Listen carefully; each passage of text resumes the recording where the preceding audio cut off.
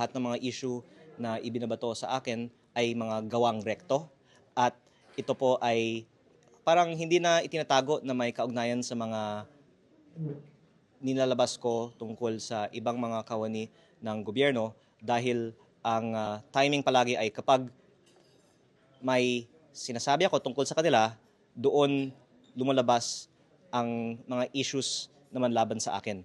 Actually, sana maging mas desimulado ang mga ah, iba nga tungkol sa mga pag tapon nila ng mga issues kasi kapag kasabay ng atake ko, ang counter-attack nila halatang may dahilan para pahinain ang mga sinasabi ko sa mga inilalabas nila. Kaya muli, lahat ng mga issue na ibinabato sa akin ay gawang rekto. Kayo as congressman, nabanggit ko kanina na hindi na kayo tatakbo sa susunod na halalan. Wala po akong sinabing may desisyon ako. Ako po ay nagpapahayag lang ng aking damdamin dahil napakalungkot ko pagpunta ko sa Kongreso at kailangan mong sumunod sa mga script at kung lumilihis ka sa script, pinapatay ang mikropono. Kaya siguro ang mga iba ay sanay na sa ganyang practice sa Kongreso pero gusto ko rin naman matuwa ang ibang mga kasamahan ko sa Kongreso. Huwag naman sila palaging magalit sa akin kasi hindi naman din magtatagal ako kasama nila sa Kongreso. Ayon sa aking damdamin ngayon pero wala pa naman po akong desisyon. So, Kong, is there a possibility that you are going to run for a higher office?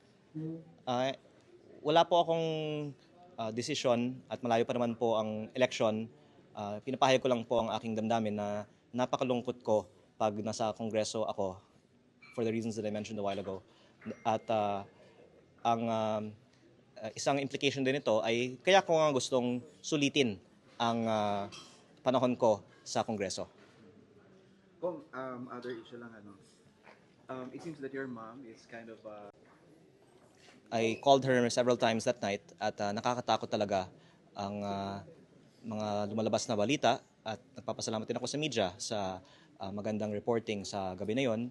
At actually, nung tinatawagan ko ang aking ina, kinakamusta ko din ang mga kasamahan niya sa Senado at ang ibang mga staff. Kasi ang mom ko naman maingat, I'm sure she was in a safe place that whole time.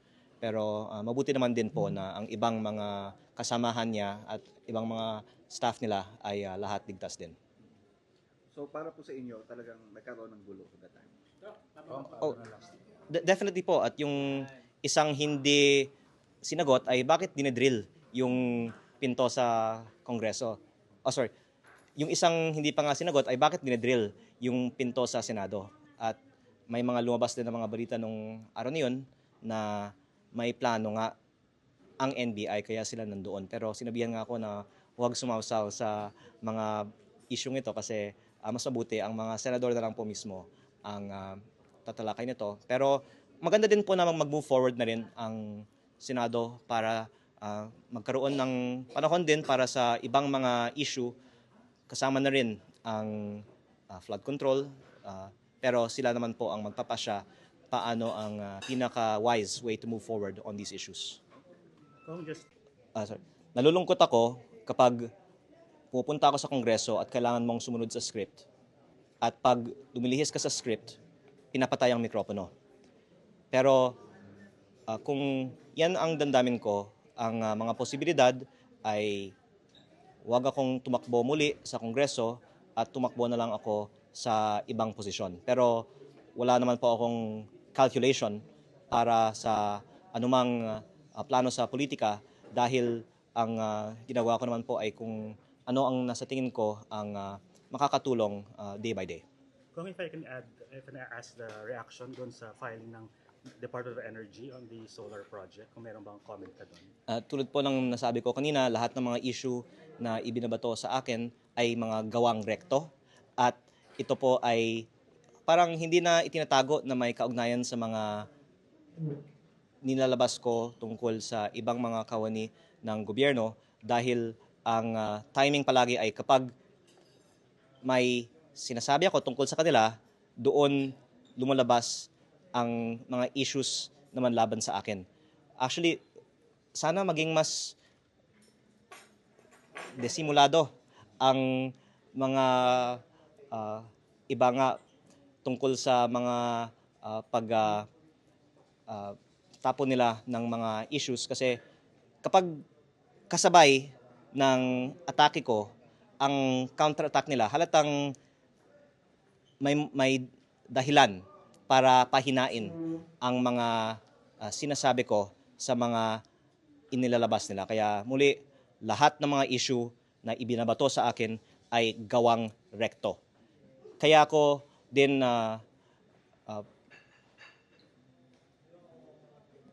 ginagawa ang mga ginagawa ko dahil masaya ako na tumulong sa ating mga kababayan at namimigay pa nga ako ng sarili kong kinita sa pribadong sektor sa ating mga kababayan. Sana ang ibang mga politiko ay gumaya din doon in the same way at ang isang sinabi ko sa aking privilege speech sa Kongreso na pwede ko pong ulitin ngayon ay sinabi nga kasi ni E.S. Recto na baliw ako, pero kung baliw man ako, at least hindi ako magnanakaw. Wala pong kahit sino sa lahat ng mga gustong mag-discredit sa akin na makaka-pinpoint ng anumang pagkakataon na meron akong ninakaw galing sa gobyerno kasi kahit yung sarili kong sweldo, kahit yung MOOE sa Kongreso, hindi ko tinatanggap dahil tutol ako sa ibang mga polisiya tulad ng MOOE kung saan ang mga ibang kongresista ay pwedeng tumanggap ng milyon-milyon kung hindi daang milyon tapos walang liquidation, pwedeng ibulsa lamang. Ganoon din po para sa ayuda, tutol din ako sa practice ng ibang mga politiko na ginagamit nila ang ayuda para magkaroon ng mga manonood sa kanilang mga talumpati sa mga barabarangay. Kaya ang aking mga hakbang ay ang paggamit ng aking mga blessings sa buhay para tumulong sa mga iba. Kaya ang aking focus ngayong araw ay ang pamimigay ko ng bigas para sa Batangas. I actually started on Monday by delivering 20,000 sacks of rice to the churches of Batangas City with the help of former Batangas Governor and current Vice Governor Dodo Mandanas. We plan to deliver more to the churches in the rest of Batangas, and I am continuously delivering bigas to the other barangays of my district that have not yet received bigas from the distribution of the provincial government from the program of President Marcos, Bawat Barangay Makikinabang. So I don't think I mentioned a while ago that yesterday, the 84 barangays that were not given the bigas that was promised to be given by the provincial government and the national government, I gave bigas to those beneficiaries who were not given the bigas. Kaya yun po ang mga ginawa ko so far, pero overall, tulad din po sa mga nabanggit ko, ang mayors and barangay captains and LGUs in general ang aming main channel para sa orderly distribution ng bigas, para sa bawat pamilya, para walang maiiwan. Dahil kung ayon naman po sa listahan ng mga residente ng barangay, ang aming distribution, matitiyak natin na walang maiiwan. Thank you. Thank you.